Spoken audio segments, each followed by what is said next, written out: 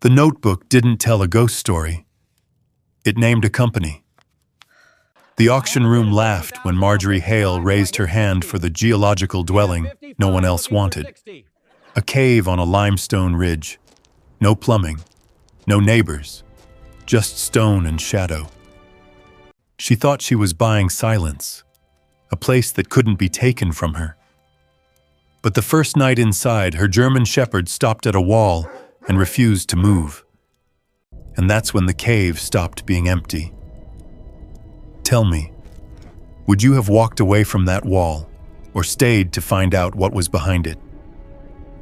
The county courthouse in Millbrook, Missouri, always smelled faintly of old paper and floor polish. On auction days, it added another scent, coffee from foam cups and damp denim from men who had come in straight from their trucks. Marjorie Hale sat in the second row with her hands folded over her purse. 72 years old. White hair pulled back in a low twist. Navy cardigan. Sensible shoes. Invisible, if you didn't know how to look. The auctioneer read through parcels in a tired voice. Tax delinquent sheds, strips of timberland, a collapsed barn, the usual leftovers of other people's trouble. Then he cleared his throat. Next item, Parcel 47B, listed as geological dwelling. A pause. Unimproved cave structure. Edge of limestone ridge. Minimum bid, $100. A few heads turned. Someone snorted softly. Cave, the man behind her muttered. That's a new one. Marjorie raised her hand. The clerk blinked at her over his reading glasses. Ma'am? I'll bid the 100. The room went quiet for half a breath, just long enough for everyone to register that she wasn't joking. Then the laughter came. Not cruel, exactly, just surprised. The kind people make when they think someone doesn't understand what they're doing. The auctioneer looked down at his sheet again, as if maybe he'd misread it. You're bidding on a cave, ma'am. Yes, Marjorie said. Her voice didn't waver. It's not developed, he added carefully. No utilities, no septic. It's limestone and timber. That's about it. I heard you. The man behind her leaned forward. You planning to hibernate? More chuckles. Marjorie didn't turn around. She had learned over the last 6 months how to let laughter roll past her like wind over dry grass. The auctioneer glanced around the room. Any other bids? No one raised a hand. He tapped the gavel once, almost apologetically. Sold. $100. Just like that. The clerk slid a single sheet of paper toward her at the folding table set up near the wall. Handwritten deed. Legal description in tight block letters. Limestone ridge, southern boundary, natural cave opening. He hesitated before pushing a pen across to her.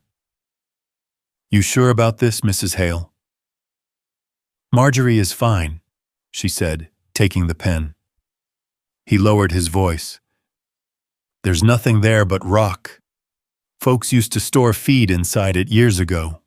That's about it. She signed her name anyway. The ink sank into the paper with a faint scratch. Her name looked steady. Outside, the late October air held that thin, metallic chill that comes before frost. Marjorie stepped down the courthouse stairs slowly, feeling the stiffness in her knees, but refusing to let it show. Across the gravel lot, her faded blue Subaru waited in a patch of sunlight. In the back seat, Ranger lifted his head the moment he saw her. He was 8 years old, large for a German shepherd, deep sable coat, dark eyes that tracked everything. He didn't bark. He never barked unless it mattered.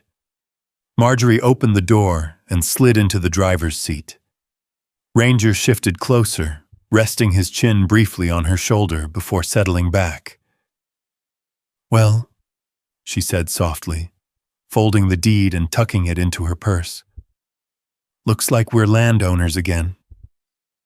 Ranger's ears twitched at the tone of her voice. She didn't say the rest of it out loud. She didn't say that 2 weeks earlier, a man in a pressed shirt had taped a notice to her rental door. Property acquired by Mid-South Aggregates.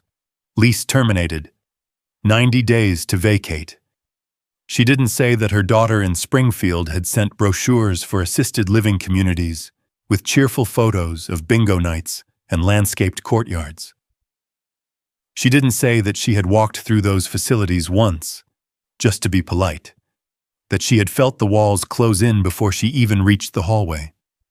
She had spent 43 years keeping books for a small plumbing company. Numbers balanced, columns aligned, life tidy and predictable, until it wasn't. She started the engine. The Subaru coughed once before catching. Limestone Ridge lay 15 miles south of town, past soybean fields stripped bare, past a shuttered gas station with a sun-faded Pepsi sign, past the place where her late husband used to pull over to check fence lines when they still had cattle. Ranger watched the road through the windshield, body steady despite the rattling of the gravel. The ridge rose gradually from the flat farmland, pale stone, cutting through the trees like exposed bone. A narrow county road veered toward it, little more than packed dirt and ruts. Marjorie turned onto it without hesitation. She drove slowly. The path narrowed. Branches brushed the sides of the car with soft, scraping sounds. At the base of the ridge, she parked. There was no sign, no mailbox, no fence.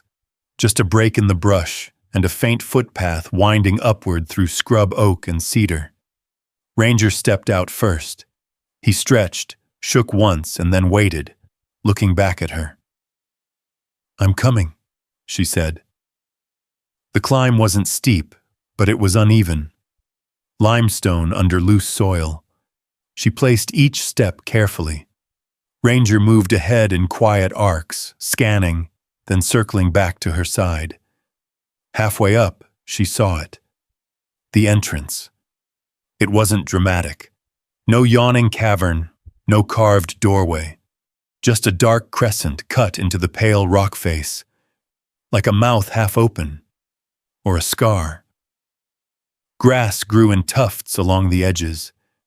A few boards leaned against the side of the opening, gray and splintered with age. Marjorie stopped several feet away. This was what $100 bought. Not comfort, not certainty.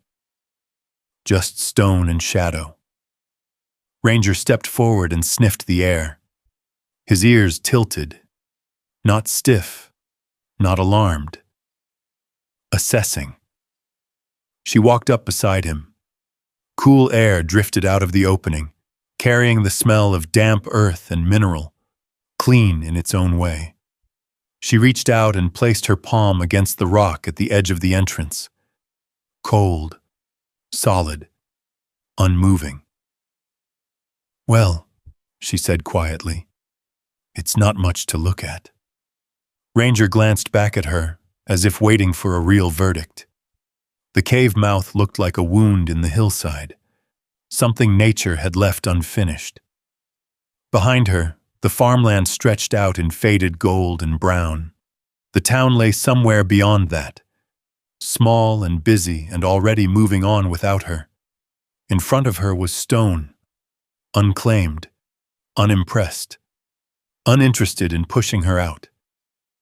She took one step closer to the shadow. "It'll do," she murmured. And for the first time in weeks, something inside her chest loosened. Not joy, not relief exactly, just space. The cave didn't look like a home, but it didn't look like it belonged to anyone else either. And right now, that was enough.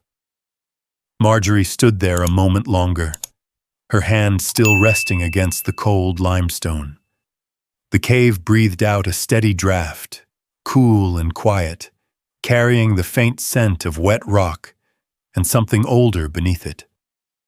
Ranger stepped forward first, as he always did, crossing the threshold without hesitation, but not without caution. His nails clicked softly against stone. The light shifted as they moved inside. Outside, the sky was pale and open. Inside, it narrowed into shadow and filtered shafts of gold slipping through cracks in the rock ceiling. Dust drifted lazily in those beams, suspended like tiny flecks of ash. The cave widened after a few steps, and that was when she saw it. Someone had built a structure inside the stone. Not elaborate, not decorative, just purposeful. A small timber cabin framed against the back wall of the cavern, squared logs notched at the corners, darkened with age. The wood had weathered into a deep gray-brown, but it was still standing. A narrow stovepipe ran up through the slanted roof and disappeared into a natural fissure in the limestone ceiling, where faint daylight leaked through. Marjorie stopped walking. "Well, I'll be," she whispered. Ranger circled wide, nose low, tracing the perimeter before approaching the cabin directly. His ears were angled forward, not stiff, just attentive. He moved in clean arcs, methodical, working the air, then the ground, then the base of the structure. She followed him slowly. The floor of the cave was mostly stone, flattened in places as if boots had passed over it many times years ago. Not recently. No fresh footprints, no trash, no signs of vandalism. But it wasn't chaos either. The cabin door hung slightly ajar. Marjorie reached out and pushed it wider. The hinges gave a dry, reluctant creak that echoed up into the cavern roof and back again. Inside, the air was different. Still cool, but layered with the scent of old cedar boards and something faintly smoky, as if a fire had once burned in the cast iron stove and left its ghost behind. The space was smaller than she'd expected. One room. Rough plank floor laid over stone. A cot frame pushed against the far wall, rope webbing sagging but intact.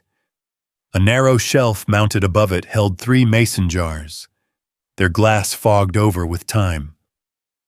Ranger stepped inside first. He paused at the threshold, nostrils flaring, then entered fully. His paws made a soft, hollow sound on the wood floor. He scanned left, right, nose dipping toward the stove, then the cot, then the back corner. Marjorie stayed near the doorway a moment, letting her eyes adjust. It wasn't abandoned the way empty buildings usually are. No raccoon nests, no chewed insulation, no shattered boards. It felt paused, as if someone had stepped out to fetch water and simply hadn't come back. She moved toward the cot. The rope webbing was dusty, but not collapsed. She pressed down lightly with her hand. It gave, then held. The mattress was gone, but a folded wool blanket lay tucked beneath the frame, half hidden in shadow. She crouched and pulled it out. The blanket was rough and thin, edges frayed. Not antique, not new. Ranger turned at the movement and came to her side, lowering his head to sniff the fabric. His tail remained still. No wag, no growl, just focus. "Easy," she murmured, smoothing the blanket back into place. She stood and walked to the shelf. 3 mason jars, 2 empty, one with something hardened inside. Maybe beans once, now fused into a dry mass. Dust coated the lids, but not thickly enough to suggest decades. She lifted one jar and wiped her thumb across the glass. A clean streak appeared. Not fresh, but not ancient either. The stove sat in the corner near the front wall, small and squat. She opened the iron door carefully. Ash lay inside, gray and compacted.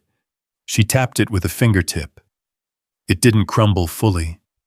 Not yesterday, not last week, but not half a century ago. Ranger moved again, deeper into the room. He lowered his head near the back wall, then walked along it slowly. His body language shifted subtly, not alarmed, but more deliberate.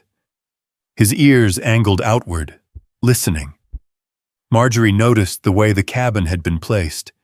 It wasn't randomly set inside the cave. Whoever built it had chosen the flattest portion of the cavern floor and positioned the back wall flush against the limestone, as if using the stone itself as reinforcement. The ceiling above the cabin slanted slightly, matching the natural curve of the cave. Whoever had done this understood wood and weight. She ran her hand along one of the support beams. Solid. No obvious rot. Somebody knew what they were doing, she said quietly. Ranger paused in the back corner and inhaled sharply. He stood there a moment longer than necessary, then turned and paced back toward her. He wasn't restless. He was cataloging. She stepped back outside the cabin and looked up at the cavern ceiling. The crack where the stovepipe disappeared let in a narrow stream of light that shifted with passing clouds. The cave itself was larger than she'd first thought, stretching farther into shadow beyond the cabin. But it was quiet. No dripping water nearby. No birds nesting overhead. Just the faint hum of air moving through stone. She walked around the outer edge of the cabin, fingers brushing the logs. On the far side near the rock wall, she noticed something else. A small stack of firewood, neatly arranged. Not a pile. Stacked. She bent slightly to examine it. The wood was dry, split cleanly, not moldy. "Who were you?" she murmured under her breath, not expecting an answer. Ranger came to stand beside her again, pressing lightly against her thigh before stepping away to continue his sweep. Marjorie stepped back toward the entrance of the cave and turned slowly, taking it all in. The limestone walls were streaked with mineral deposits, pale and almost silver in places. The floor was worn smoother near the cabin, rougher toward the edges. Someone had lived here long enough to shape the space with their movement, but not long enough to erase it. She walked back inside the cabin and stood in the center of the room. It wasn't comfortable. It wasn't warm. But it wasn't nothing. And it wasn't claimed. Ranger stopped pacing and came to stand directly in front of her. He looked up at her face, holding her gaze for a beat. "What do you think?" she asked softly. His ears twitched. He turned his head slightly toward the back wall again. Just a glance, then back to her. She followed the direction of his look, but saw nothing unusual, just timber and stone. Still, something about the place pressed faintly against her ribs. Not danger. Not yet. Just the feeling that the story of this cave hadn't ended the way it was supposed to. She exhaled slowly and walked back toward the entrance, letting daylight fall across her shoulders again. "Well," she said quietly, glancing once more at the cabin inside the stone. "I suppose we start by sweeping." Ranger stood beside her at the threshold, watching the interior as if committing it to memory.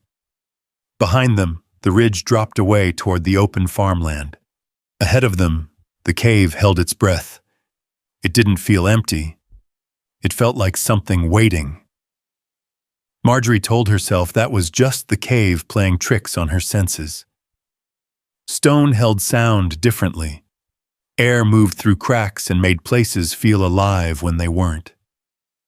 She and Ranger spent the rest of the afternoon sweeping dust from the cabin floor with an old push broom she'd brought from the Subaru. She opened the door wide to let in light and carried in 2 folding chairs and a cooler. Nothing fancy, just enough to claim space. Ranger helped the way he always did, by staying out of the way but never truly relaxing. He worked the perimeter again and again. Cabin wall, stove, shelf, back corner, then the limestone behind it. When the sun dipped lower and the light through the fissure in the ceiling turned thin and amber, Marjorie set a small camping lantern on the floor and lit it. The glow warmed the timber walls, softened the edges of the stone. She fed Ranger from a stainless steel bowl near the door. He ate, but quickly, glancing up between bites. "Not exactly 5-star lodging," she said lightly. He didn't answer, of course, but he didn't wag either. When night settled in, the cave changed. Outside, crickets started up in the brush along the ridge. A distant owl called once, then again. The temperature dropped sharply, and the cave breathed colder air through its mouth. Inside the cabin, the lantern flame flickered and cast shadows that moved across the logs like slow water. Marjorie laid out her bedroll on the cot frame and pulled the wool blanket over it. It wasn't comfortable yet, but she'd slept in worse places when she and her husband camped along the current river years ago. Ranger usually circled twice and then lay down beside her when she settled. Tonight, he didn't. He paced. Not wildly, not anxious, just deliberate. He walked from the door to the back wall, from the back wall to the stove, then back again, ears up, tail lowered but not tucked. His posture was alert, not afraid. Marjorie propped herself on one elbow and watched him. "What are you hearing?" she asked softly. He paused near the rear corner of the cabin, where timber met limestone. His head tilted slightly. His nostrils flared.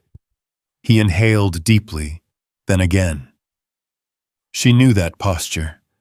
Her late husband, Glenn, had trained search dogs for volunteer rescue teams when he was younger. Ranger had been Glenn's final dog before arthritis slowed him down. Marjorie had watched enough training sessions to know the difference between imagination and detection. German shepherds didn't invent threats. They cataloged them.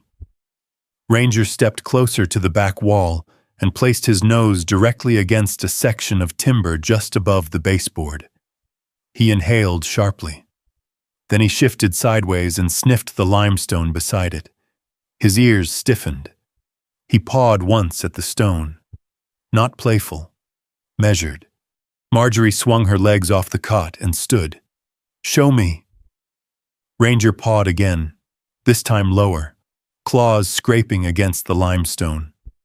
The sound echoed faintly through the cabin and into the cave beyond. She walked to his side and crouched. The section of wall he was focused on looked no different than the rest. Pale gray stone meeting aged timber. She placed her palm flat against it. At first, nothing. Then, a thread of cold. Not the general chill of the cave. This was directional.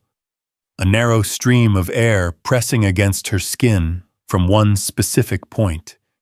She moved her hand slowly across the surface. There, a faint seam. The limestone wasn't perfectly flush.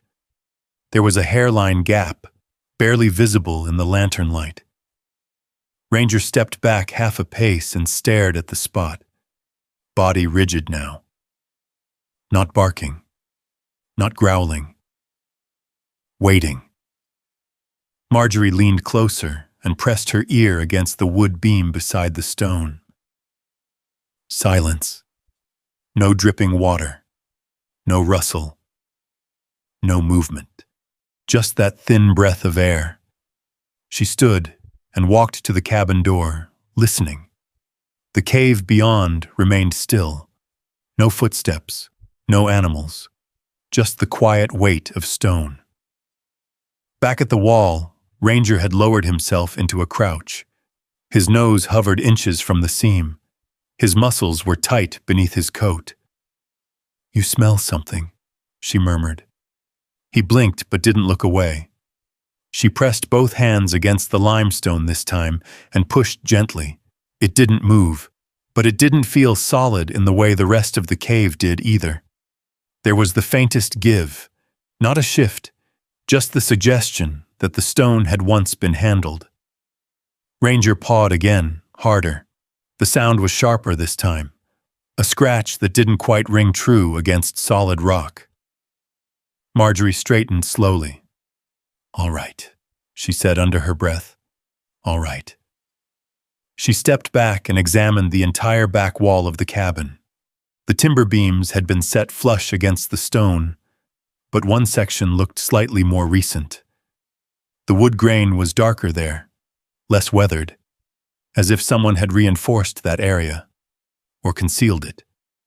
Ranger's tail moved once, a tight, restrained motion. He wasn't excited.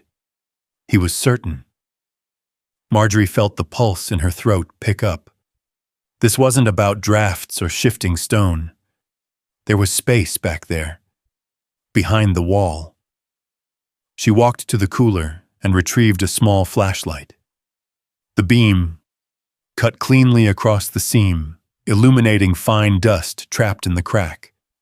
When she angled the light just right, she could see it, the outline of a slab that didn't match the natural lines of the cave.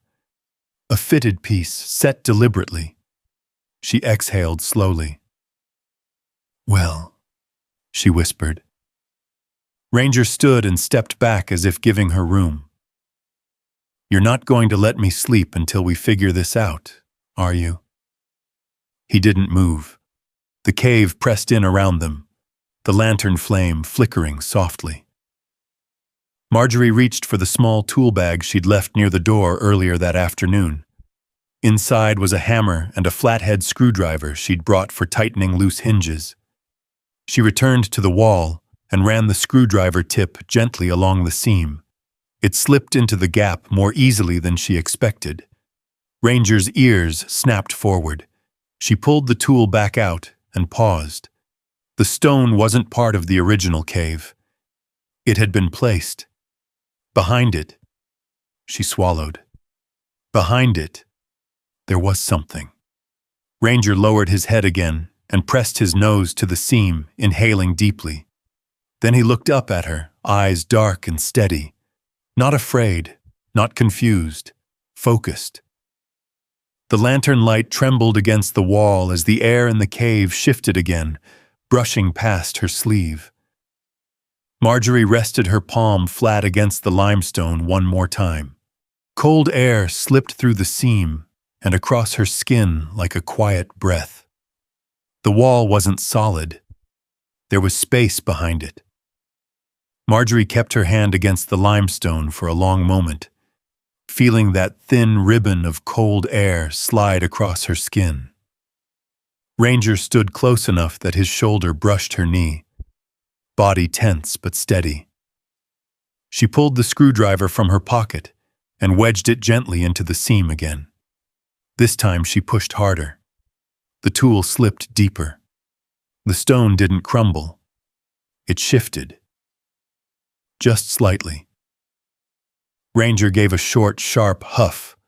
Not a bark, just a confirmation. "Easy," she murmured, more to herself than to him. She set the lantern closer to the wall so she could see what she was doing. The light trembled over the uneven surface, catching the faint outline of a rectangular slab fitted into the rock. It wasn't natural. It had been placed there. She tapped along the edges with the handle of the screwdriver. The sound was dull at first, then hollow. Her heart thudded. She stepped back and looked around the cabin, searching for something with more leverage. In the corner near the stacked firewood, she found an old pry bar leaning against the logs, rusted but solid. She tested its weight in her hand. "All right," she said quietly. Ranger moved out of the way but didn't retreat far. He stayed close enough to intervene if something shifted suddenly. Marjorie inserted the flat end of the pry bar into the seam and leaned her weight against it.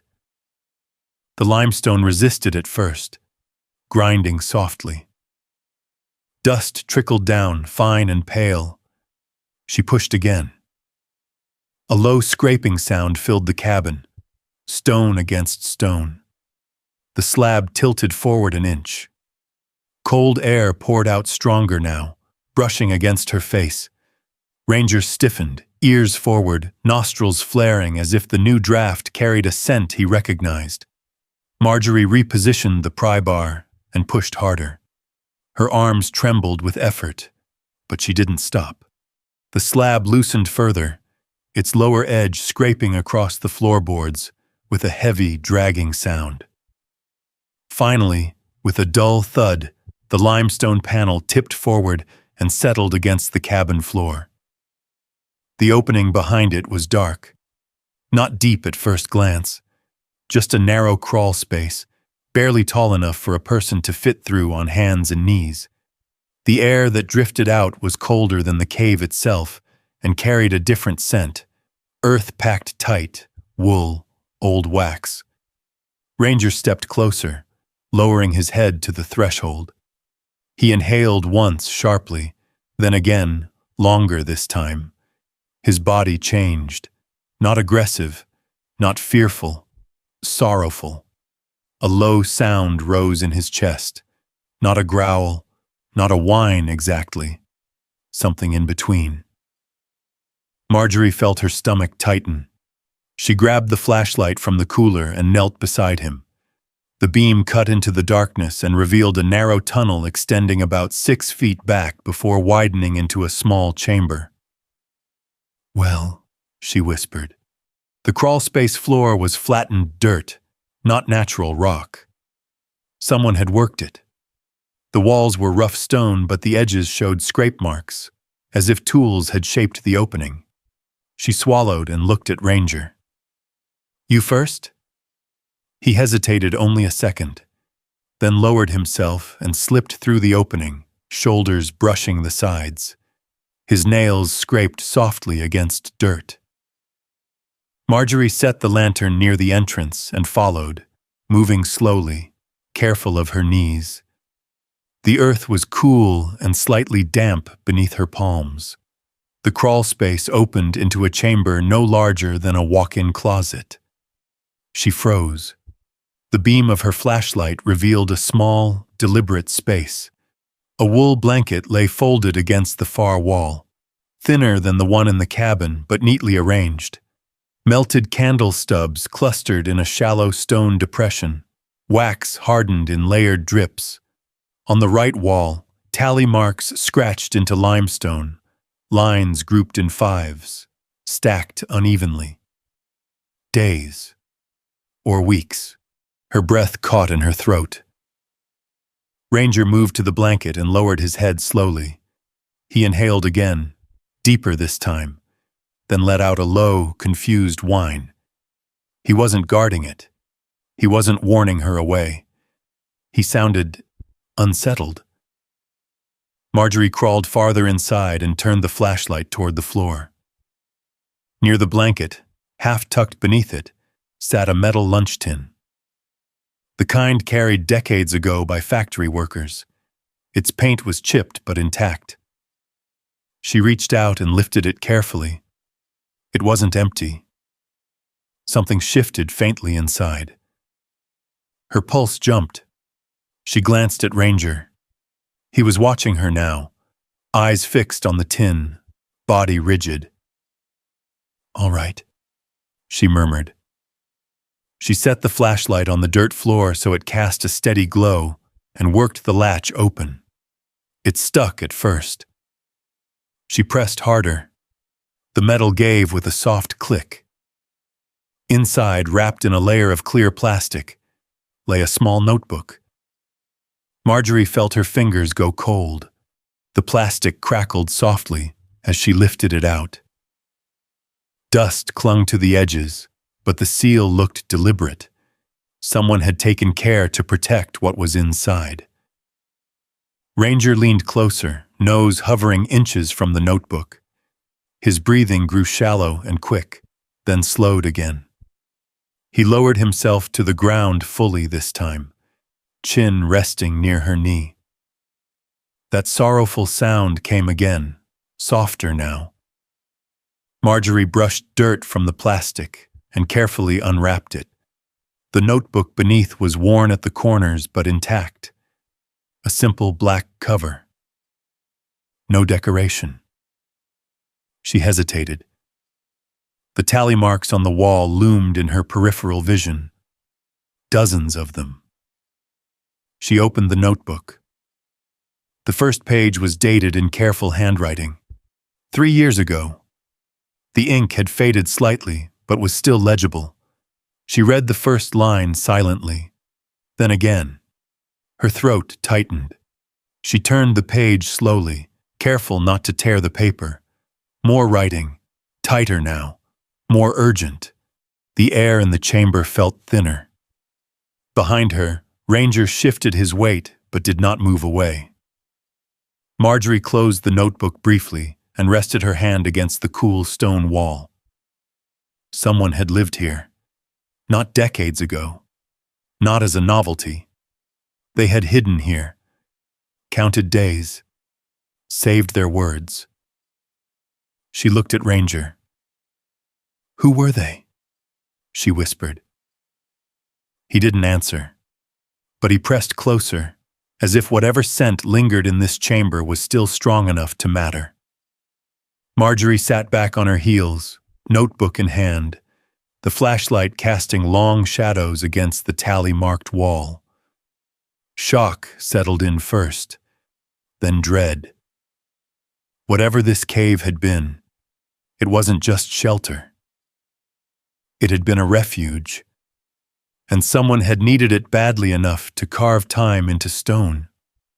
Marjorie sat very still in the cramped chamber, the notebook resting in her hands. The flashlight beam trembled slightly against the wall, catching the tally marks in harsh light. Ranger's breath was slow now, but he hadn't moved from her side. She opened the notebook again. The handwriting was careful at first.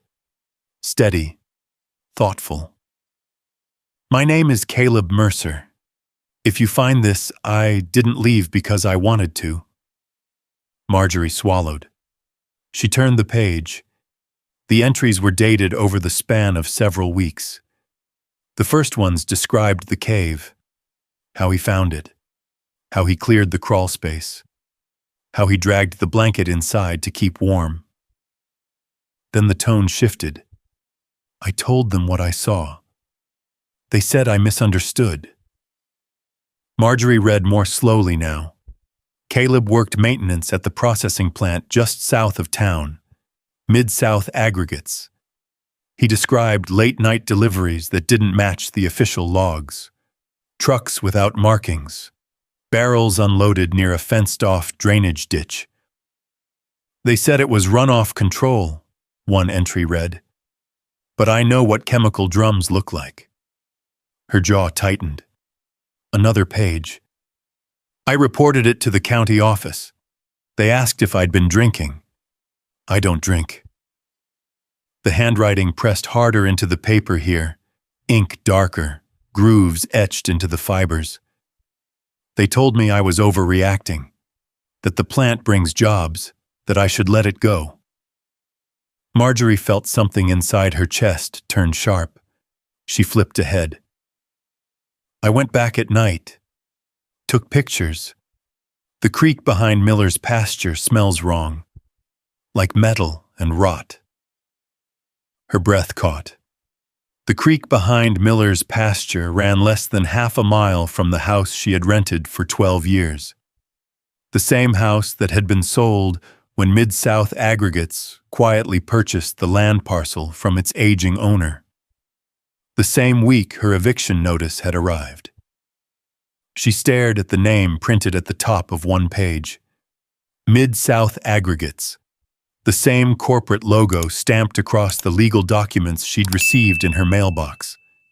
The same name on the developer's jacket, the day they posted the zoning notice. Her hands trembled slightly. Ranger lifted his head at the movement and looked at her, eyes dark and searching. She turned another page. I told someone in town, he said I was making trouble, said the plant doesn't need bad publicity. The next line was written in smaller letters. He told me to let it go. She felt the air in the chamber grow thinner. More entries. They closed the report, said no evidence. I heard trucks again last night. I think they know I saw something. The writing shifted, tighter, less spaced, as if Caleb had been trying to conserve paper. I can't stay in my apartment. Someone followed me home. Marjorie glanced toward the crawl space opening behind her, as if expecting footsteps. Ranger's ears twitched, catching the change in her breathing. Another page. I'm not crazy. I'm not unstable. I know what I saw. The words were underlined twice. She exhaled slowly through her nose. The final pages were hurried. Ink smudged. If I disappear, it won't be because I ran. The next line was pressed so deeply, the indentation nearly pierced the page. They want this land. They're buying it piece by piece. Her vision blurred for a moment. Buying it piece by piece. That's what the lawyer had said when she'd asked why her landlord sold so quickly. Consolidation, he called it. Smart investment. Her rental house had been part of that consolidation. Caleb had written one more entry. I won't stop. I won't pretend I didn't see it. The page ended there. No dramatic farewell. No signature flourish. Just a quiet line and a blank page after it. Marjorie closed the notebook slowly. The chamber felt colder now. Not because of the stone, because of the connection. She hadn't known Caleb Mercer. She vaguely remembered the name, a young man who used to bag groceries at the Millbrook Market before moving on to the plant job. People had said he left town suddenly, ran off, went west. She had believed it. Everyone had. Ranger shifted closer, pressing his shoulder against her thigh. She rested her hand against his neck automatically, fingers sinking into the thick fur. This is why, she whispered. Not to Ranger, to the cave, to the air. Mid-South Aggregates, the same company that pushed her out of her home, the same company that bought up land near the ridge, the same company Caleb had written about in fear. The draft from the crawl space brushed across her sleeve again. She turned and shone the flashlight toward the tally marks. There were more than she'd first counted. 5 sets of 5. Then 3 more lines. 28 days. At least, he hadn't just hidden here overnight. He had lived here, watched the plant from a distance, waited. She imagined him crouched in this very space, listening to trucks on the county road below, counting days by candlelight, writing in this notebook with careful, steady strokes, trying to hold on to his own sanity. They called him unstable. Her jaw tightened. Ranger stood abruptly and turned toward the opening of the crawl space. His body tensed for a moment, then relaxed. He wasn't reacting to danger. He was reacting to scent memory. He moved back toward the blanket and lowered his head, inhaling again. Marjorie followed his gaze. Someone tried to tell the truth, she said quietly. She looked down at the notebook in her hands, and now that truth was sitting in her lap. Her chest felt tight, but not with fear, with anger. Not loud anger, not explosive, the kind that settles in the bones. Mid-South aggregates. She pictured the zoning meeting months ago, the polished boots, the smiling representatives, the polite applause when the expansion was approved.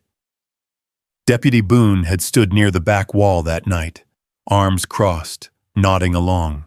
She had noticed him because he'd avoided eye contact when the displacement of renters was mentioned. Now Caleb's words pulsed in her mind. They're buying it piece by piece. Her house had been one of those pieces. The cave sat on the edge of that same ridge. She realized then that she hadn't simply bought a cave. She had stepped into a story that wasn't finished. Ranger let out a soft breath and sat down, watching her. She looked at him, her voice low and steady. They didn't just push me out, she said. They pushed him out too. The chamber held the words, and for the first time since she signed that deed, the cave no longer felt like refuge alone. It felt like evidence. Marjorie didn't sleep much that night. She and Ranger returned to the cabin above the crawl space, sealing the limestone slab back into place as best they could. The notebook stayed tucked inside her coat, close to her ribs. The lantern burned low until the oil thinned and the flame dimmed. Every sound carried differently now. The rustle of wind at the cave mouth, the distant hum of a truck engine on the county road. Ranger lay beside the door, chin on his paws, ears twitching at each shift in air. He wasn't anxious, he was alert. Marjorie stared at the ceiling fissure, where a faint thread of moonlight slipped in. Mid-South aggregates. Caleb Mercer. Buying it piece by piece. The next morning, she made coffee on a small camp stove outside the cave entrance and watched the steam rise into the cool air. The ridge was quiet, fields stretching gold and pale under a thin sky. "Let's take a drive," she said softly. Ranger stood immediately. The diner in Millbrook sat across from the feed store, its windows fogged from griddle heat and coffee steam. The bell above the door jingled when Marjorie stepped inside. Conversation dipped for half a second, then resumed. She chose a booth near the window. Ranger settled at her feet, body tucked but eyes watchful. Earl Patterson, who had poured coffee there for 30 years, brought her a mug without asking. "Back in town, Marjorie?" he said, friendly but cautious. "For breakfast," she replied. He nodded and moved away. The diner smelled of bacon grease and toast. The usual morning crowd, farmers, retirees, a couple of plant workers in reflective vests, sat scattered at tables. Marjorie stirred her coffee slowly. "I heard about that boy who used to work at the plant," she said casually when Earl returned. "Caleb Mercer." The spoon stopped clinking against the cup. Across the room, someone shifted in their seat. Earl wiped his hands on his apron. "Why are you asking about him?" "Just curious," she said. "He used to bag groceries at the market, didn't he?" Earl's jaw tightened slightly. "Ran off," a man at the counter muttered. "Didn't like working." Another voice chimed in.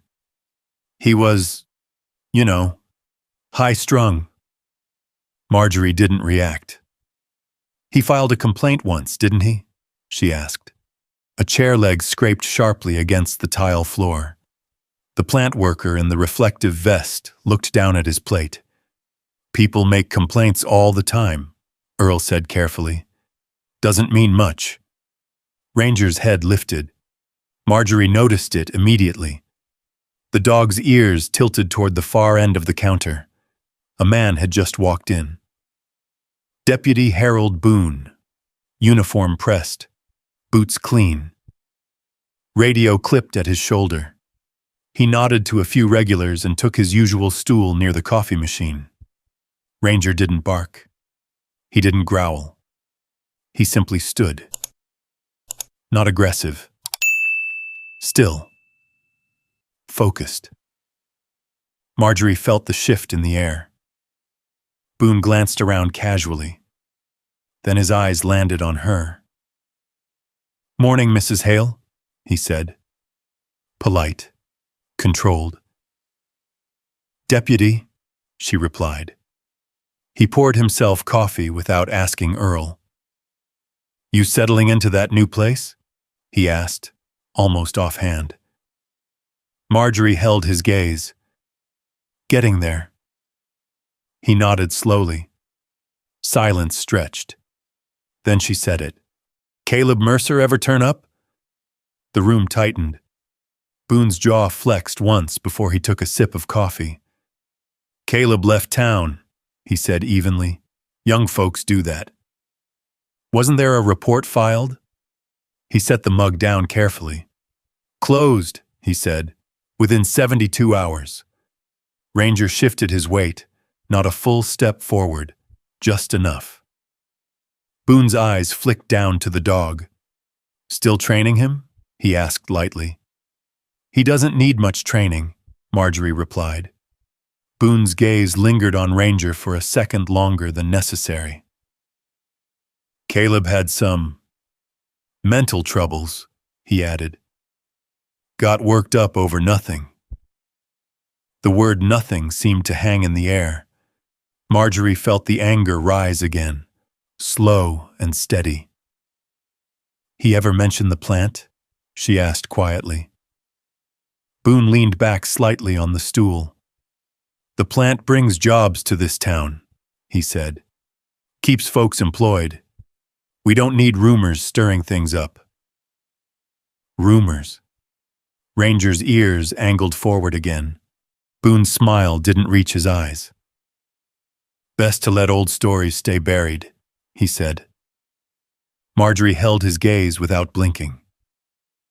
"I don't care much for burying things," she said softly. The man at the counter cleared his throat and looked down at his eggs. Boone stood, finishing his coffee in one swallow. "Have a good morning, Mrs. Hale," he said, adjusting his belt. "Try not to go digging where you don't belong." The bell above the door jingled as he left. The room exhaled. Conversation resumed in forced fragments. Earl leaned closer to her booth.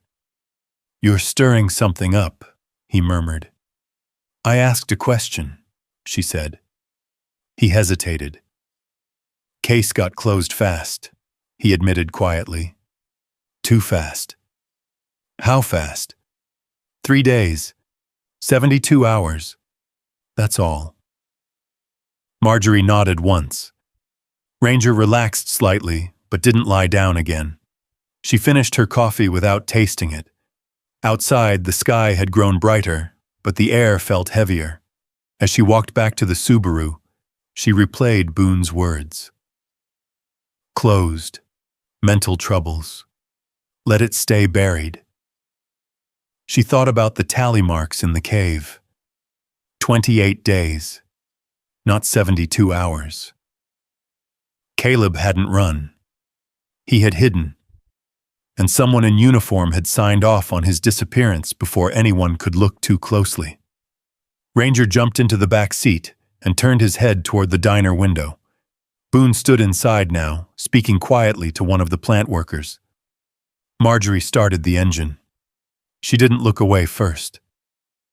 As the car rolled down the street and back toward Limestone Ridge, she felt something settle into place.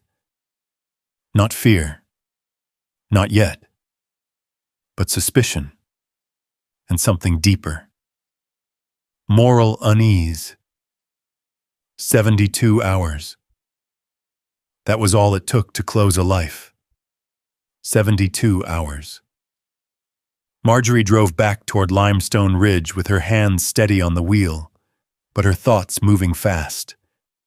The fields slid past in muted autumn colors. Ranger watched the road ahead through the windshield. Quiet, alert. She didn't go straight to the cave. Instead, she turned left at the crossroads and headed toward the county administration building, a low brick structure with a flagpole and 2 faded oak trees out front. The parking lot was half full, mid-morning. People in and out for licenses, permits, paperwork. Paperwork. That was a language she understood. Inside, the air smelled of toner and old carpet. A woman at the front desk glanced up. "Can I help you?" "I need to review environmental inspection reports," Marjorie said calmly. "Mid-South aggregates, last 5 years." The woman blinked. "Those are public records," Marjorie added before she could respond. "I'll wait."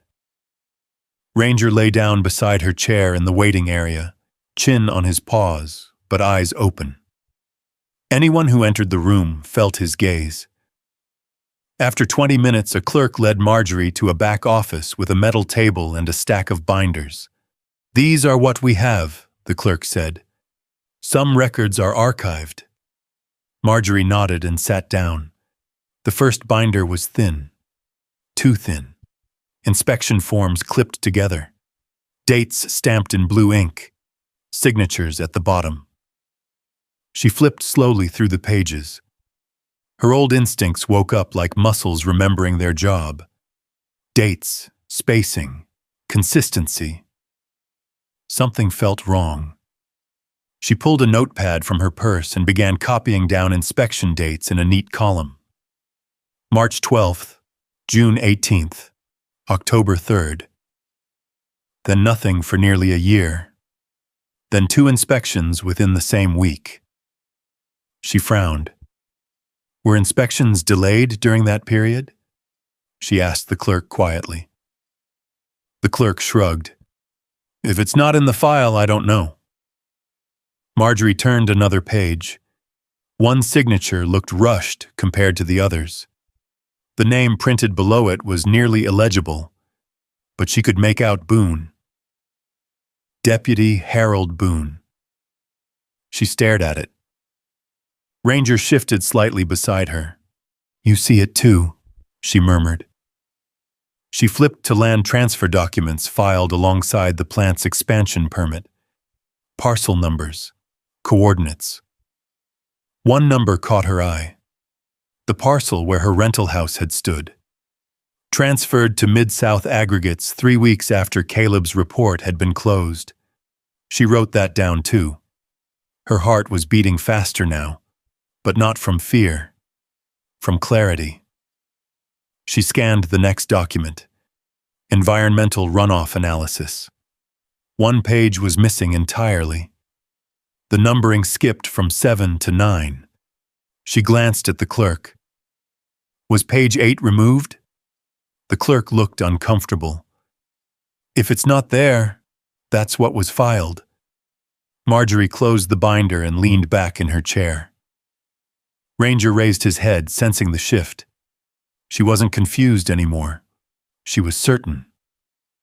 The inspection gaps lined up with Caleb's notebook entries. The dates he'd written about trucks arriving at night fell directly between documented inspections. She flipped back to her notes. Tally marks. 28 days in hiding. Inspection gap of nearly a year. Land parcels bought in clusters. Buying it piece by piece. Her eviction. The ridge. The cave. The picture sharpened. Not wild conspiracy. Not imagination. Just numbers that didn't add up. She requested copies of the inspection reports and land transfers. The clerk printed them reluctantly. The printer whirred in the quiet office.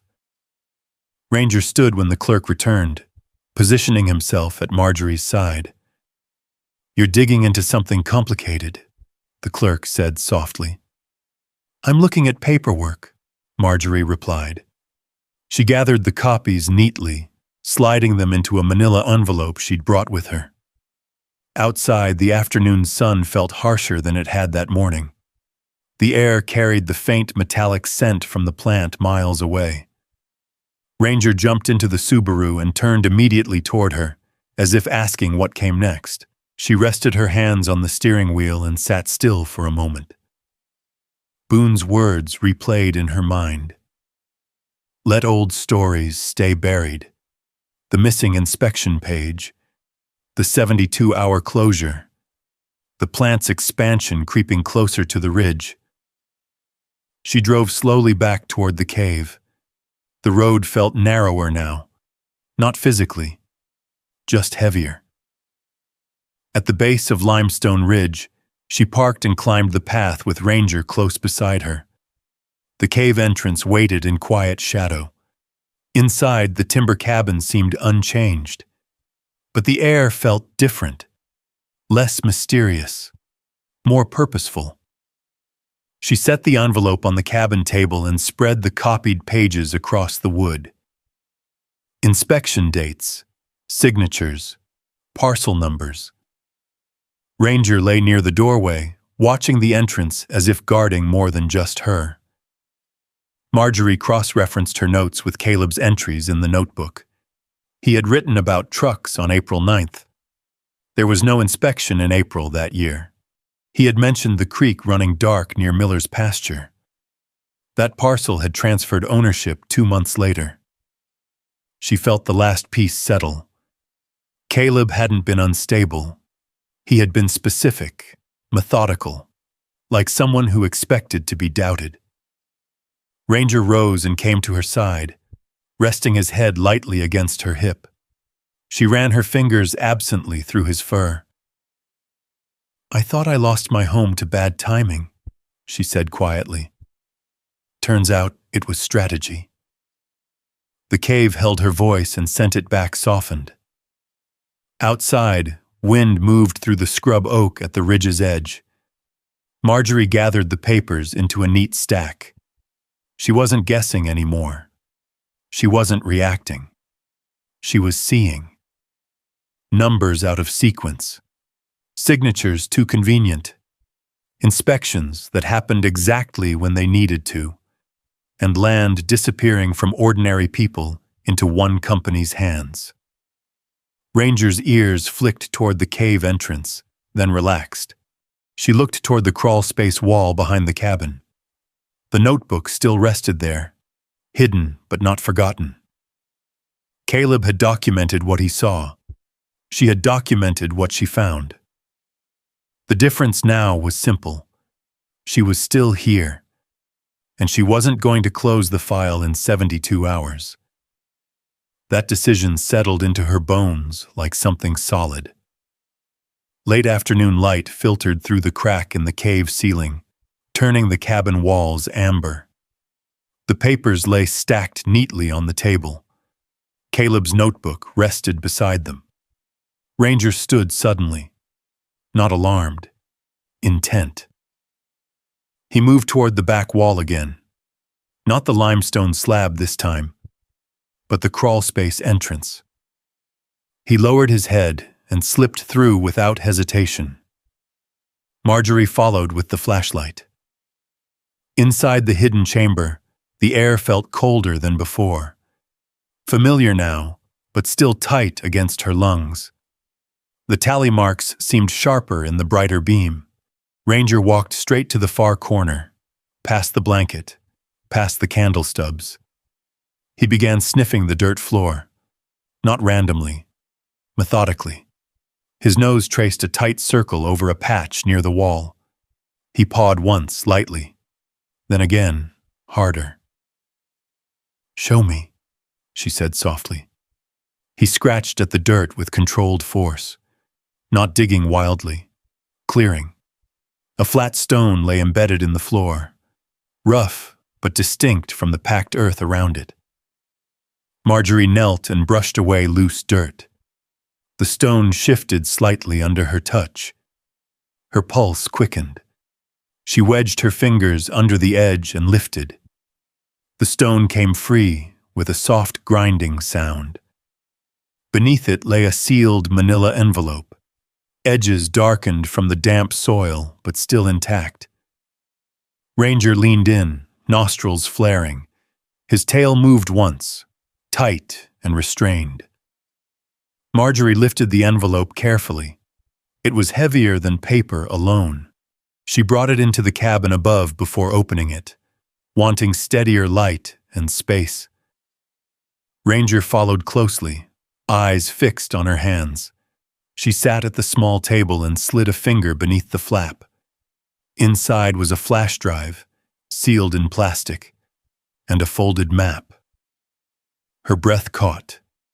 She unfolded the map first. It was a topographical printout of the ridge and surrounding farmland.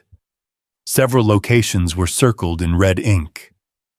One bold line traced north from the cave, cutting across wooded land and up toward the state forest boundary. At the top corner, written in careful block letters, "If I have to move, this is the route." Marjorie's heart pounded.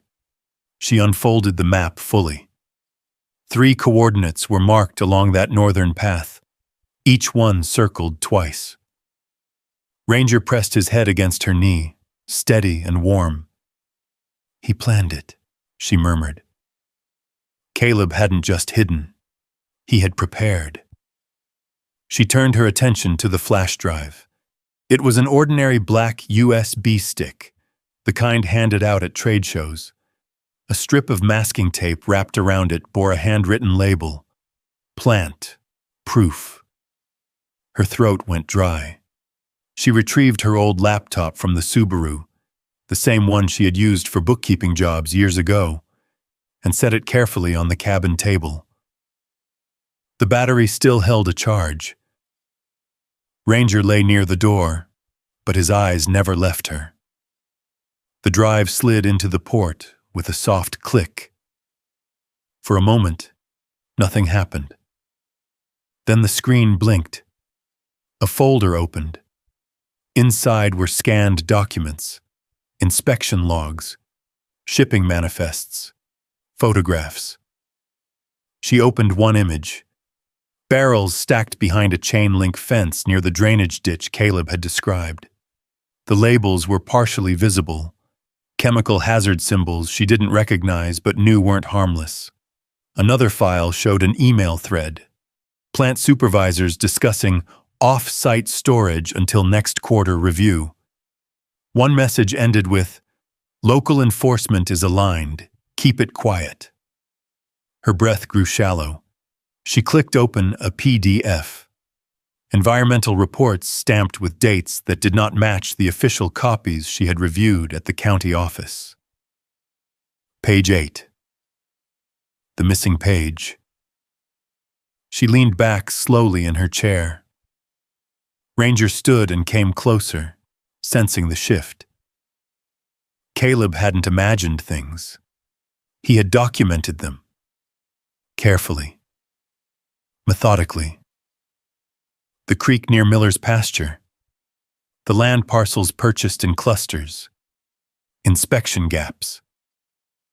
And now this. Her eyes returned to the map. The route north. He had known hiding forever wasn't possible. He had gathered evidence, prepared an escape path. She felt something inside her tighten. Not grief, not fear. Resolve. Ranger placed his chin on her thigh. She rested her hand on his head. "He didn't disappear," she said quietly. "He moved." The cave felt different now, less like a secret, more like a staging ground. The light through the fissure had faded toward dusk, casting long shadows across the cabin floor. She closed the laptop gently.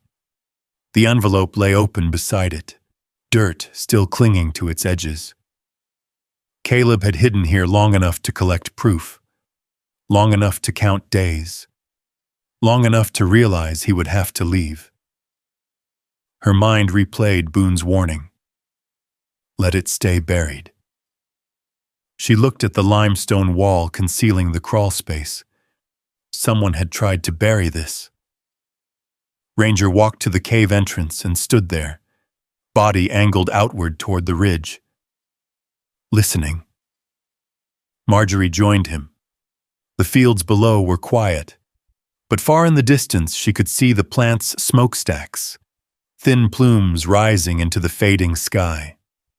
It had seemed like a background fixture of town life for years. Now it looked different, closer, sharper. They thought he was alone, she murmured. Ranger's ears flicked toward her voice. She turned back toward the cabin, toward the papers, toward the laptop. Caleb had gathered evidence. He had mapped an escape. He had trusted that someone someday might open that envelope. The weight of it pressed against her ribs. This wasn't rumor anymore. It wasn't suspicion. It was documented. And documented things could move. Ranger returned to her side, pressing firmly against her leg. She placed her palm flat against his back. "All right," she whispered. The urgency now was different from the suspicion that had filled her in town. It wasn't about proving she was right. It was about not letting this vanish again. Caleb hadn't disappeared. He had prepared to expose something, and now the exposure rested in her hands. Marjorie stood very still in the doorway of the cabin, the evening air slipping cool against her face. The ridge had gone quiet. The sky was turning the kind of deep blue that settles in just before full dark. Ranger didn't relax. He was watching the tree line below, listening. She gathered the papers and flash drive into the envelope and slid them into the metal lunch tin for now, tucking it back beneath the cot frame inside the cabin. Not hidden deep, not like Caleb had done, but out of immediate sight. The cave felt smaller than it had that morning. Not physically, just heavier. She stepped outside for a moment to breathe in the cold air. The smell of dry grass and distant smoke hung faintly across the fields. That's when she saw it. Headlights. Far down the dirt road at the base of the ridge, two beams cutting across the brush. They slowed, then stopped. Ranger's body shifted instantly. No barking, no lunging. He stepped forward and positioned himself between Marjorie and the path leading down the slope. His shoulders squared, his tail held low and straight. Protective. A car door slammed. Voices carried faintly up the incline. Indistinct, but close enough to matter. Marjorie didn't move. She didn't retreat into the cave. She waited.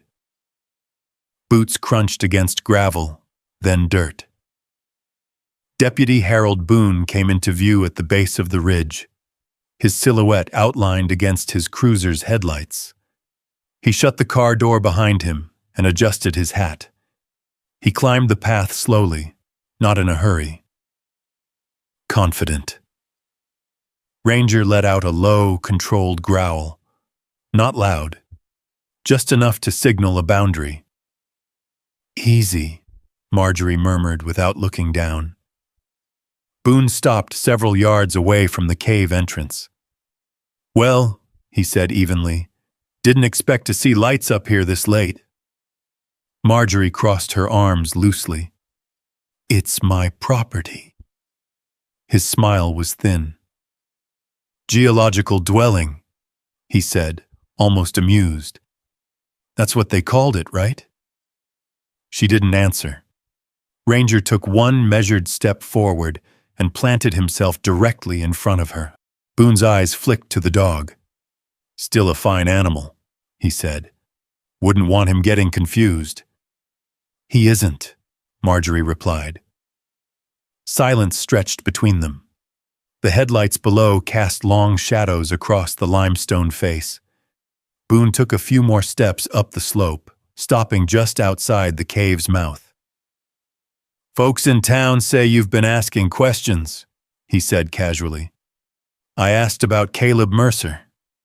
Boone nodded once, slow. Old story. Not to him. Boone's jaw tightened slightly. Mrs. Hale, he said, lowering his voice. Caleb had mental troubles. That's not speculation. That's documented. He got worked up over environmental nonsense, started seeing problems that weren't there. Marjorie held his gaze. 72 hours, she said quietly. Boone's eyes hardened. Excuse me? That's how long it took to close his case. Ranger's ears angled forward. Boone shifted his weight. We had no evidence of foul play, he said. Young man left town. Happens. And the inspection gaps? She asked. His smile vanished. What inspection gaps? The missing page in the runoff report, she replied calmly. The land transfers 3 weeks after his complaint. Boone stared at her. The night air seemed to thin. You're digging into things that don't concern you, he said softly. Ranger let out another low growl, deeper this time. Boone glanced down at him again. You've always kept to yourself, he continued. No need to change that now. I don't care much for being pushed out of my home, Marjorie said. That wasn't my department. No, she agreed. But you were at the zoning meeting. His silence answered more than words could have. Wind rustled through the scrub oak behind them. Boone stepped closer to the cave entrance. Ranger's body tightened instantly. He didn't bark. He simply moved one half step forward, blocking Boone's path entirely. The message was clear. Boone stopped. He studied the dog for a long moment. Then he looked back at Marjorie. People who stir up trouble tend to find it, he said quietly. This town runs better when folks mind their business. Does it? She asked. He ignored the question. You're 72 years old, he said instead. You don't need to be chasing ghosts in a cave. Ranger's growl deepened. Boone took one step back. I'm not threatening you, he added quickly. Just giving advice. Marjorie felt the fear rising now.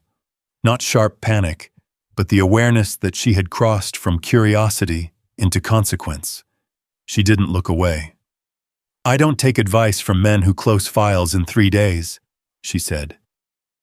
Boone's expression went flat. For a moment, neither of them spoke. Then Boone tipped his hat slightly. Be careful up here, he said. Caves can be unstable. He turned and walked back down the ridge path without another word. Ranger remained in position until the cruiser engine started. Headlights swept across the limestone again, then turned away. The sound of the vehicle faded into the distance. Only then did Ranger ease his stance. Marjorie exhaled slowly, her hands trembling just enough to notice. She stepped back into the cave, letting the shadows swallow the entrance. The lantern inside cast a warm circle of light across the cabin floor. She sat down at the table, listening to her own breathing. Ranger came to her side and pressed against her knee, steady and solid. He knows, she said quietly. The cave held the words. She wasn't just a retired bookkeeper living in a hole in the ridge anymore. She was someone holding documents that shouldn't exist, someone asking questions that had already been dismissed once. The fear that had crept in at the diner was gone now. In its place was something firmer. Boone hadn't come to arrest her. He had come to assess her, to see how much she knew. Ranger lifted his head and looked toward the crawlspace wall. Marjorie followed his gaze. The evidence wasn't buried anymore. It was alive.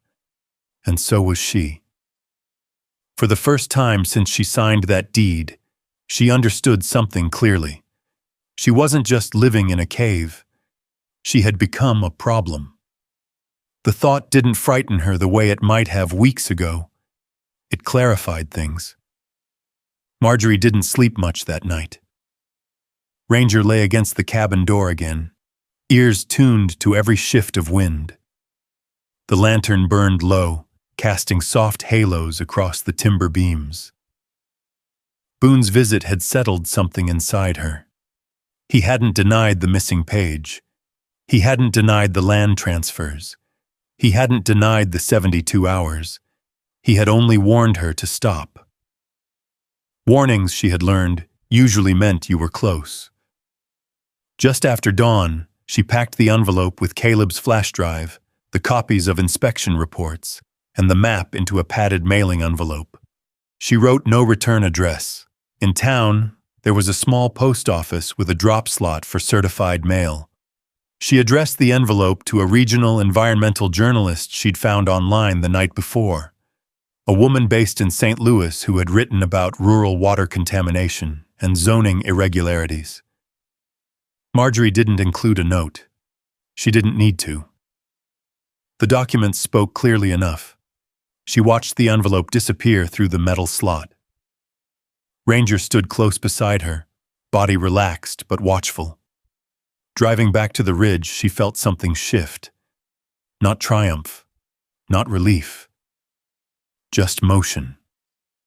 Weeks passed slowly at first, then suddenly, not at all. 2 state vehicles rolled into Millbrook on a gray Tuesday morning. Word spread faster than wind across dry fields. Inspectors in plain jackets visited the processing plant. They walked the perimeter with clipboards and cameras. They requested internal records.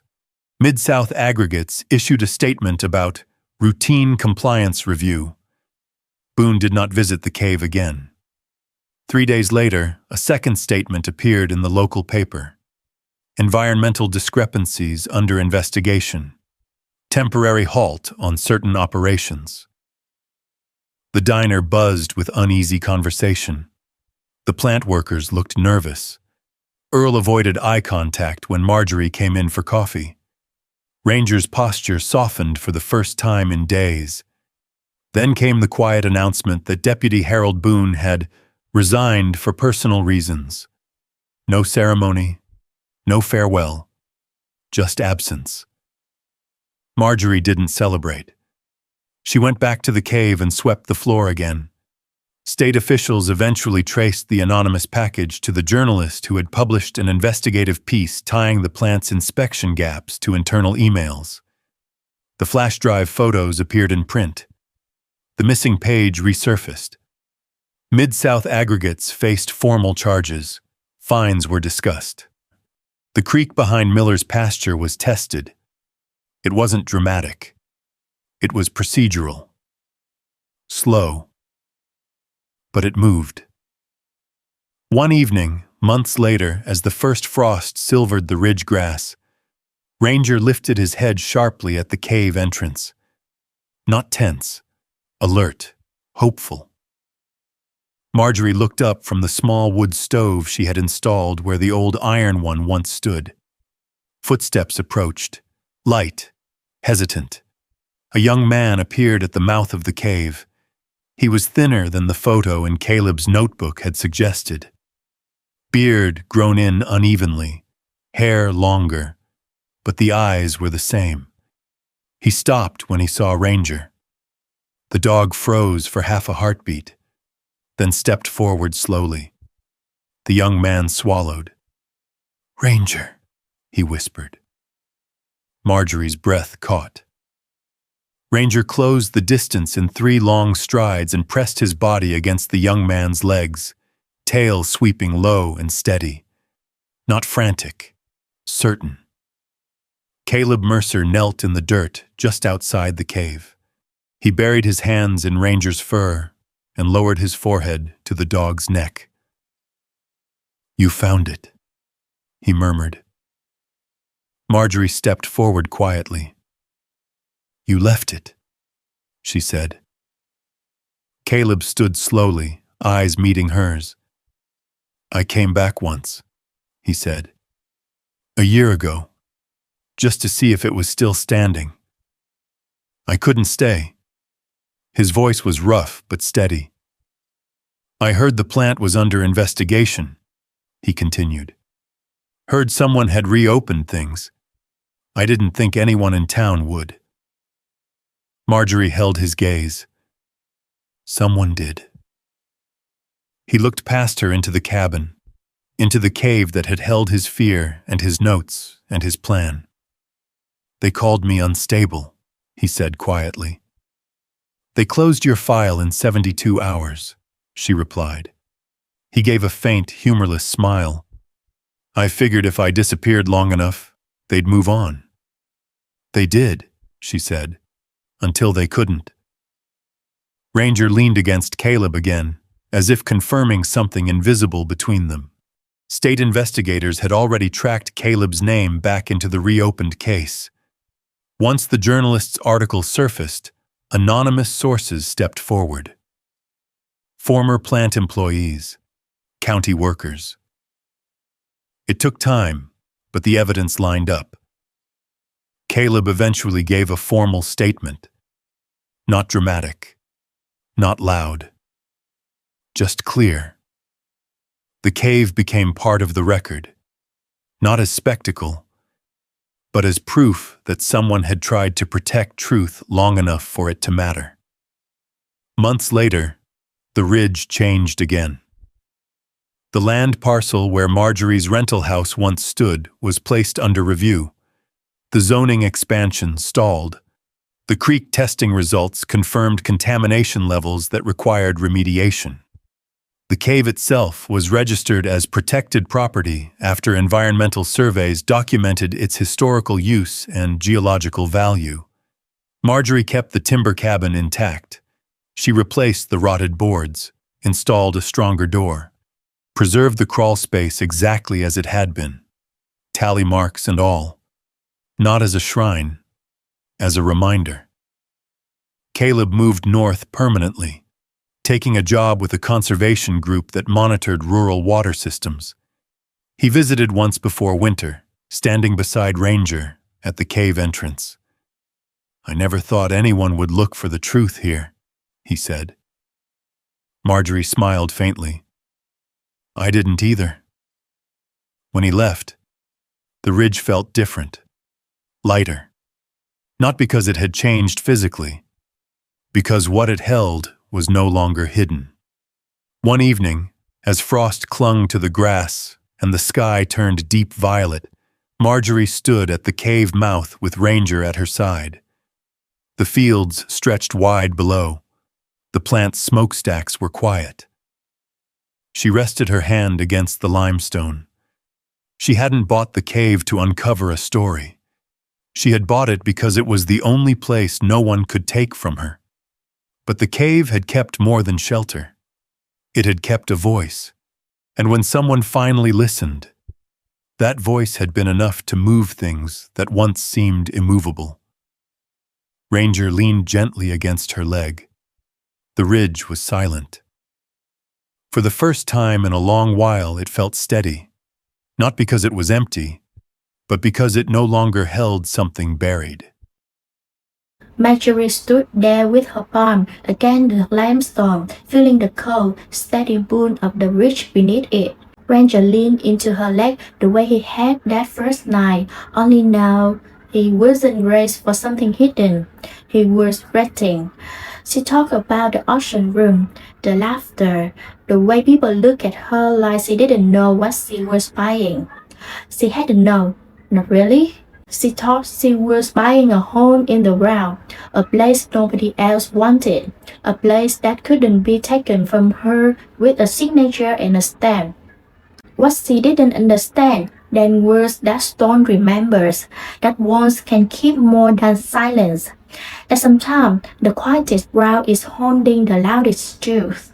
Ranger had known before she did. He didn't argue, he didn't speculate, he didn't sway manipulation or ballistic. He just stood at the wall and refused to walk away from what she said. A human might have called it imagination. He called it something that didn't sit right, and she stayed with it. Marjorie closed her eye for a moment, resting in the lean night air.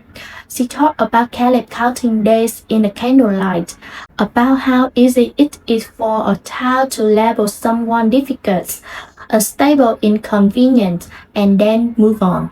Sometimes what disappears isn't a person, it's its will to look again.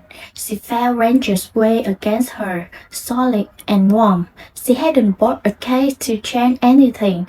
She bought it because she refused to be moved. But standing there now, she understood something quiet and steady. When you finally choose ground that's yours, really yours, you can stand long enough for you to catch up. And as the ridge settled into stillness, she found herself wondering, if Ranger hadn't stopped at that one, how long would that story have stayed in the dark?